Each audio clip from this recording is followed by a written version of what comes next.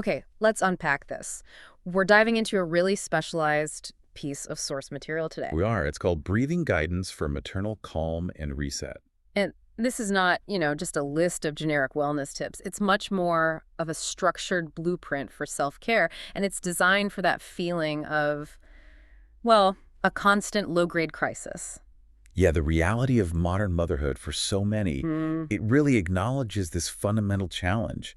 I mean, motherhood is beautiful, of course, but the context is often just chronic stress. We're right. talking about feeling deeply overwhelmed, this sort of mental urgency where your brain just never really clocks out. And that physical tension, right? The kind that just builds up in your jaw and your shoulders by like 3 in the afternoon. Exactly, that unrecognized body tension. So our mission today is to give you, the learner, a shortcut. We want to break down the specific mechanical and psychological components of this guidance. So you understand not just the steps, but the why behind them. Exactly. So you can get a more effective, immediate nervous system reset when you really, really need it. The guidance frames this kind of self-support not as a luxury. But as an essential structured tool. Yeah. It's built on being accessible. It just strips away that need for, 30 minutes of perfect silence. And it replaces it with something you can use in 60 seconds. Which brings us right to the core claim of the whole practice. The source says your breath is the first signal of calm that your body listens to. Why is the breath so much faster than, say, trying to logically talk yourself out of feeling stressed? Well, because thought takes time. And it's also prone to argument, right? If you try to tell an anxious mind to calm down, Yeah. it often just starts arguing back. Oh, yeah. It lists all the reasons not to be calm. Exactly. But the breath operates below that cognitive chatter. Hmm. When you're rushing or you feel threatened, your nervous system is all about output. Changing your breathing rhythm is the fastest way to send a physiological message back to the brain that says, the threat is past, we're safe. So you're basically pulling the emergency brake on the fight or flight response. You are. It initiates that slowdown protocol immediately. Okay, so if we're following this blueprint, the very first step is what it calls a physical arrival. Yes. The guidance says to start just by placing your feet on the floor and consciously letting your shoulders drop. That physical grounding is so essential. Feet on the floor connects you, literally anchors you to the present moment. And dropping the shoulders, that addresses one of the most common physical signs of stress, that unconscious shrugging we all do. And I really appreciate the permission it gives here. It specifically says you don't need to sit perfectly. You just need to arrive. And that removes a huge barrier, the hurdle of perfectionism. If you think you need a special cushion or total silence, you're probably never going to start. Right. The goal is immediate accessibility. It's presence, not performance. So once we've arrived, let's look at the basic breath pattern. The instruction is a slow inhale through the nose. Described as a gentle invitation for the air. I love that phrasing. What are we avoiding by keeping it gentle instead of taking a huge, deep gulp of air? We're specifically avoiding hyperventilation. When we breathe too aggressively, even if we're trying to relax, that rapid intake of oxygen can actually trick the nervous system. Into thinking we're running from something. Precisely. So the gentle invitation ensures the breath is controlled and smooth, signaling safety right from the start. And here's where it gets really interesting on the exhale. The instruction is so detailed, it says to exhale softly through your mouth. As if you were fogging a mirror. Exactly, fogging a mirror. Why that analogy? Why not just say exhale slowly? Because telling someone to exhale slowly is abstract. But imagining fogging a mirror forces a physical change that is incredibly effective. How so? To fog a mirror, you naturally constrict the back of your throat just a little bit. That slows the air down and creates a gentle resistance.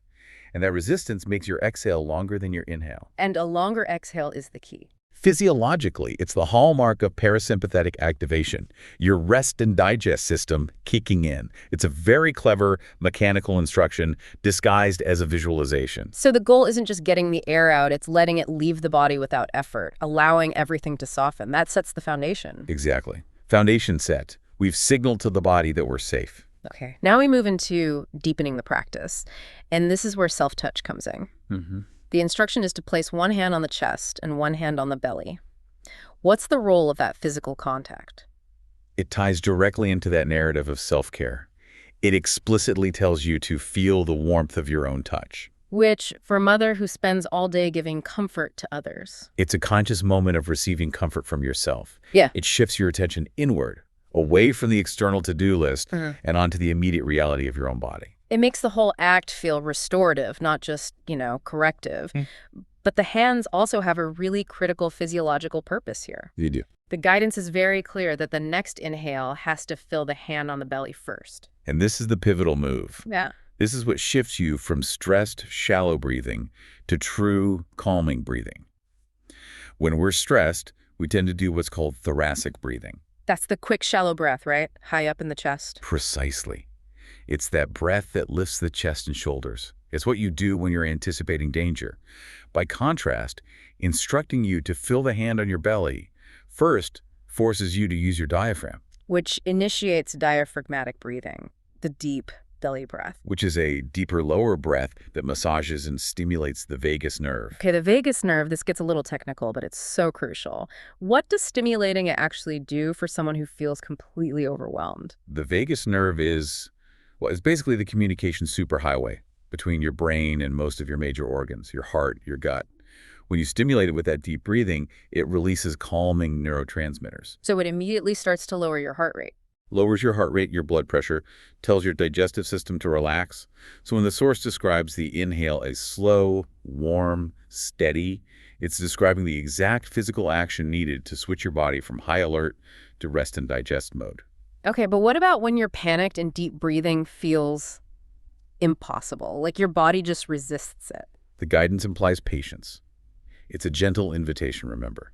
If that deep breath isn't available right away, you just meet yourself where you are. So you don't force it. Never force it. If you can only manage a shallow breath, just making it slow is still enough to start that calming signal. Got it.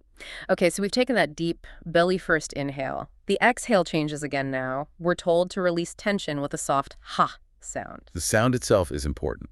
An audible release, like a soft ha, ensures you're emptying the lungs completely. But the magic of this exhale is its focus. Right, it gives you 3 specific targets for release. Exactly.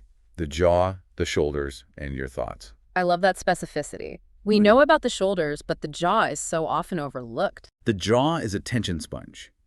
We clench it when we concentrate, when we're worried, when we're trying to suppress frustration.